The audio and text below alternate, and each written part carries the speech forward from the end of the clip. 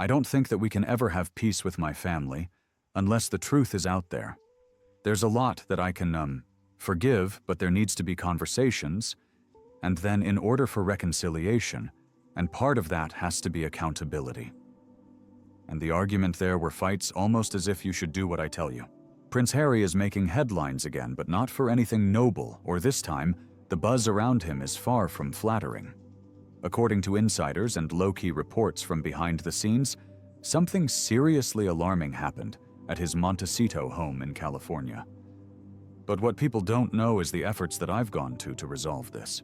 While the official word from the palace remains silent, the details have shocked the world. Rumor has it that Harry was found unconscious at his home, not because of a fainting spell, but allegedly due to heavy D-use. And if that wasn't bad enough, Meghan Markle reportedly wasn't even there when it happened. Sources claim she left the scene to attend a private party at an exclusive members-only club, while her husband was being rushed to the hospital. Just let that sink in. Now here's where things get even more intense. It was Harry's longtime bodyguard, David Langdown, who reportedly found him. And this isn't just any bodyguard. Langdown is a highly respected former Scotland Yard officer who's been protecting Harry for decades. He even received a medal from the late Queen. His job is literally to keep Harry safe. And this time he might have saved his life. Of course, this isn't the first time Prince Harry's name has been linked to D rumors. His past with substances has been quietly discussed for years. From marijuana to magic mushrooms, even sea powder, there have always been whispers. But this situation feels far more serious. This wasn't some wild Vegas night or blurry party memory. This was an emergency. Reports claim Harry was completely unresponsive and had to be taken to the hospital, where he stayed under care for hours before stabilizing. And as for Meghan, instead of staying by his side, she allegedly left almost immediately, possibly to create an alibi. That said, she was seen that same night, laughing and socializing at an exclusive club, acting like nothing happened. But this whole thing isn't just about one bad night. It points to something deeper and more concerning. Even if a portion of these claims are true, it suggests that Harry's been struggling for years, and no one in power has stepped in to help him. Even royal biographers like Penny Junor, who has spent decades studying the monarchy, has hinted that Harry's issues with D's began long before Meghan came into the picture. If we rewind to the early 2000s, there were already murmurs about Harry experimenting with different kinds of D's. But it quickly escalated, according to some insiders, moving into harder D's blackouts and full-blown panic behind closed doors. And get this, when things got out of control instead of strict consequences, Prince Charles reportedly built a nightclub inside their Highgrove home. Yes, a literal private nightclub apparently. To keep things under control like that was ever going to fix the root of the problem. Even wilder stories from as far back as 2007 have resurfaced, claiming Harry once snorted vodka. Not drank, snorted. Medical experts say that's one of the most dangerous ways to consume alcohol, sending it straight to the brain and potentially causing instant death. Yet somehow the media barely touched that story at the time. Prince Harry is opening up about turning to D's and alcohol years after the death of his mother, Princess Diana, in the first episode of his new 5-part docuseries about mental health awareness with Oprah Winfrey. Why? Because one of the few outlets that reported it, News of the World, was shut down in the middle of an entirely different scandal. After that, the rest of the press, silence. Before this all happened, Harry exposed his habit in an explosive memoir. Prince Harry didn't hold back, openly admitting to using illegal D's. He shared that back in 2015, while living at Kensington Palace, he regularly smoked marijuana. He also revealed experimenting with substances like sea powder psychedelics, including ayahuasca, and drinking alcohol. Harry revealed he turned to alcohol to cope. He said, "I was willing to drink. I was willing to take. I was willing to try and do the things that made me feel less like I was feeling." His honesty caused quite a stir, especially in the US, where a conservative think tank based in Washington, D.C., pushed for the release of his visa records. Their main question: did Harry get special treatment when applying for his visa, because under normal circumstances admitting to past D use can complicate entry into the US or even lead to denial? They wanted to know whether Harry had disclosed this on his forms or conveniently left it out. When the issue gained traction, some documents were released, but they were also heavily redacted for privacy and national security reasons, and that left the group with more questions than answers. At the time, the Heritage Foundation, the group behind the lawsuit, said the Duke of Sussex did so, despite the fact that it is widely known that such admissions can have adverse immigration consequences for non-citizens, and despite employing preeminent legal advisors on both sides of the Atlantic. Just 2 months after Prince Harry dropped his tell-all memoir, he faced fresh criticism, this time from a grieving mother, Fiona Spargo Mabbs OBE, a de-education advocate whose teenage son tragically died from an MDMA overdose. She called out the Duke of Sussex for publicly claiming that using illegal substances had helped improve his mental health. She warned that Harry's remarks could send a dangerous message to young people, especially those struggling with similar issues. Do you think that Harry is saying something perfectly normal, as do seem to creep more and more into our world? Or has he said something a little bit foolish? I think that what he's saying isn't normal. I think it's becoming increasingly more of a mainstream view, but it's still not. Most people don't think of turning to alcohol to help them cope with that. The backlash grew stronger after Harry repeated those views in a live interview with a trauma expert, Dr. Gabor Mate, author of The Myth of Normal Trauma Illness and Healing in a Toxic Culture. During the clip, he said sea powder didn't do anything for me. It was more of a social thing and gave me a sense of belonging for sure. I think it probably also made me feel different to the way I was feeling, which was kind of the point. Marijuana is different. That actually really did help me.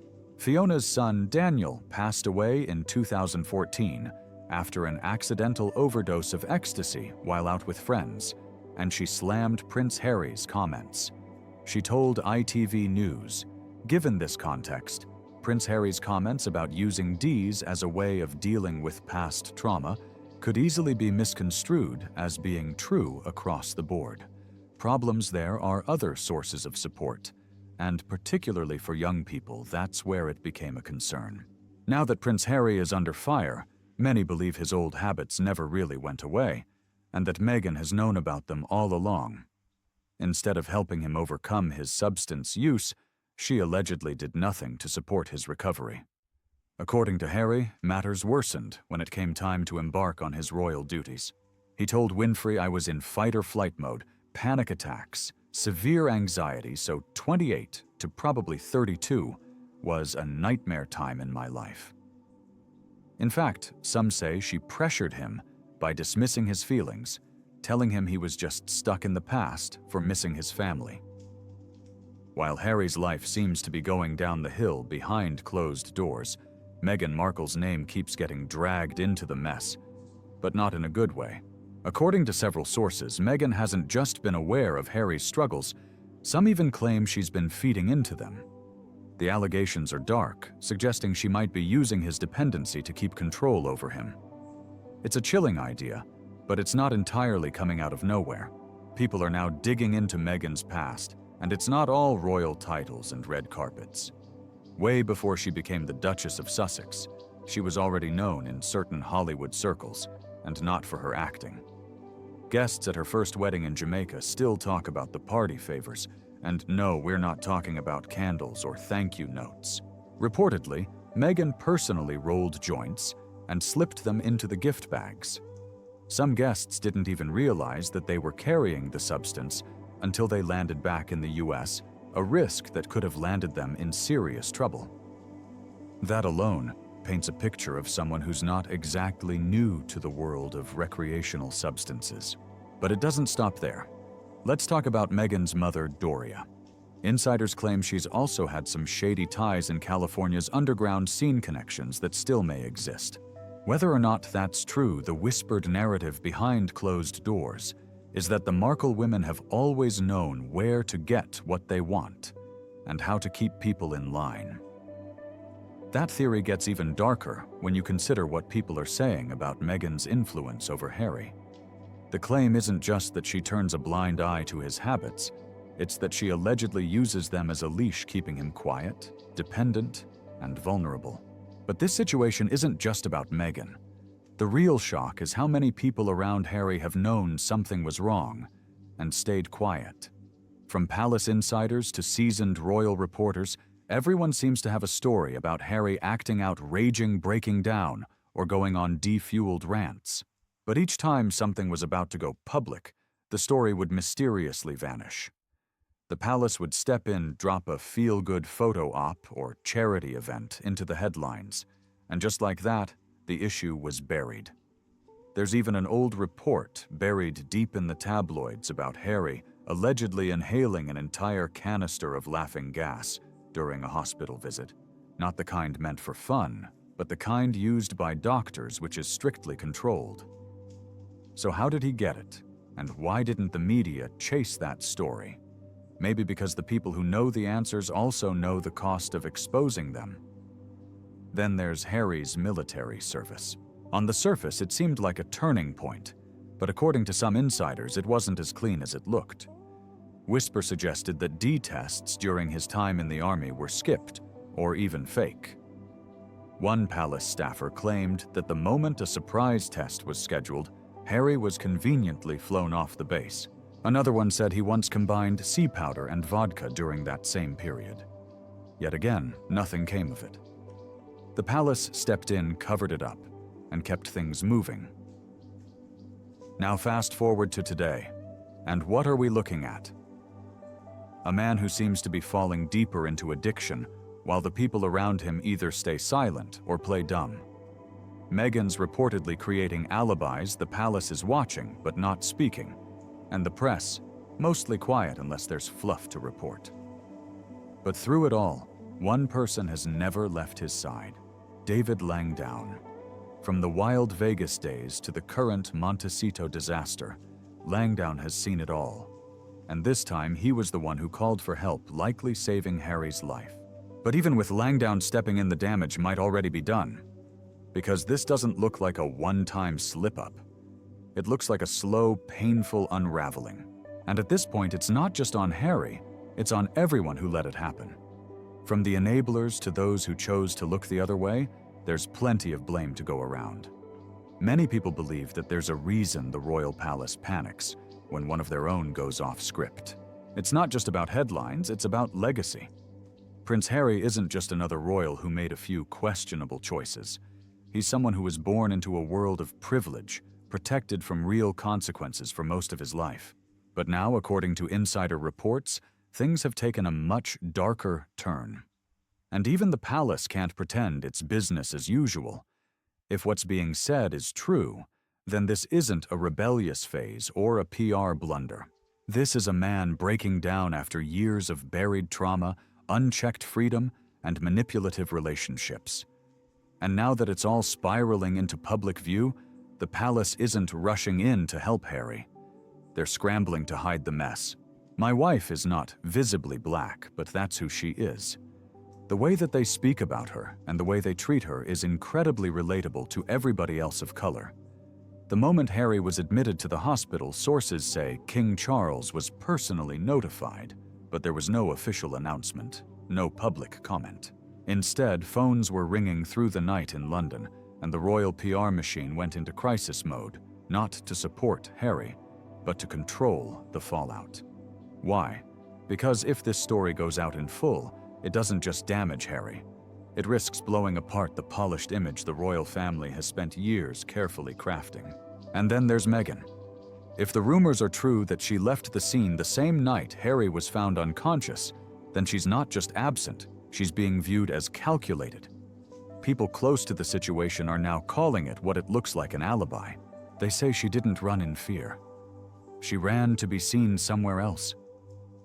And that silence, that laugh at a club while Harry was rushed to the ER, it's now echoing through the palace walls. The shift is clear. For years, royal circles whispered their concerns about Harry. Now their focus has turned to Meghan, her past, her influence, and her decisions, which used to be brushed off as gossip, and now they're being taken seriously. Senior officials are reportedly re-examining everything from the last 5 years, trying to trace the pattern. Critics are questioning, did Meghan isolate Harry from his family on purpose? Did she encourage the very habits that now threaten his health? Was she actively creating a world around him that made him dependent and easier to control? There was no compromise with the family. No, there was no compromise, which was really sad because I still to this day believe that this was entirely possible. And then there's Doria, Meghan's mother, quiet, low profile, rarely seen. But some insiders suggest her role may be much bigger than we think. There's even speculation that she may have helped Meghan maintain access to certain connections. It's all unproven, yes. But the fact that these questions are being raised at all shows just how deep this crisis goes. It seems like behind the scenes, lawyers aren't preparing for a divorce. They're bracing for a media explosion. If Harry speaks out or his condition worsens, this could all go public in ways the palace isn't ready for. And if it turns out Meghan played even a small role in his downfall, don't expect the royals to protect her. Not this time. Still, through all the scandal and finger-pointing, one painful truth remains. Harry is not okay. Whether it started with the loss of his mother, the pressure of growing up in the spotlight, or the loneliness of adulthood, this man is in crisis. The world has watched him tell his story in documentaries, books, and interviews. But behind the polished sound bites and streaming deals is someone who never truly got the support he needed. To make that decision to receive help is not a sign of weakness. In today's world, more than ever, it is a sign of strength. And maybe that's the most heartbreaking part of it all. What's even more upsetting to many people is seeing Meghan stay silent about Harry's apparent struggles while continuing to focus on her own image and PR moments. Some even believe she's sunk so low that she might even try to turn Harry's hospitalization into a sympathy stunt. Just another way to gain public support, something she's been accused of doing time and again. Instead of addressing real pressing issues, Meghan often shifts the spotlight to herself, talking about her childhood, her problems with the royal family, and her personal struggles. But even those stories have raised eyebrows. Her own family has contradicted claims that she grew up poor or faced real hardship. Her father reportedly worked 2 jobs to provide for her, making it clear that her narrative may have been shaped more for public sympathy than truth. It seems she's always chasing the role of the perfect wife and devoted mother, seeking validation from the public. Yet when Harry was going through real pain, leaving behind his family dealing with mental health issues, and openly speaking about his Meghan, stayed quiet. Instead of using that moment to help others or guide the conversation toward healing, she focused on launching her own cooking show, possibly just to stay relevant after losing her royal status. With Harry stepping away from the royal family and tensions rising between him and King Charles, Meghan's actions, or lack thereof, have left many questioning her intentions. Did she truly stand by him during his toughest moments? Or was she more focused on shaping her own narrative once the titles and spotlight faded? To be honest, we're not just seeing a royal fall from grace. We're watching what happens when someone carries years of emotional pain without ever truly being helped. Harry isn't just going through a rough patch, he's drowning. And the saddest part, the people who should have been there to pull him out either walked away or made things worse. Whether or not Harry bounces back from this doesn't just come down to some time in rehab or going quiet for a while. What he really needs is honesty. He needs the people around him to take responsibility, to stop hiding behind fancy titles and polished statements, and finally choose healing over headlines. Because if they don't, this won't just be another messy royal story people forget in a few months. It'll leave a deep mark on the reputation of a family that always claimed to put duty before everything else. What do you guys think? Let us know in the comments below.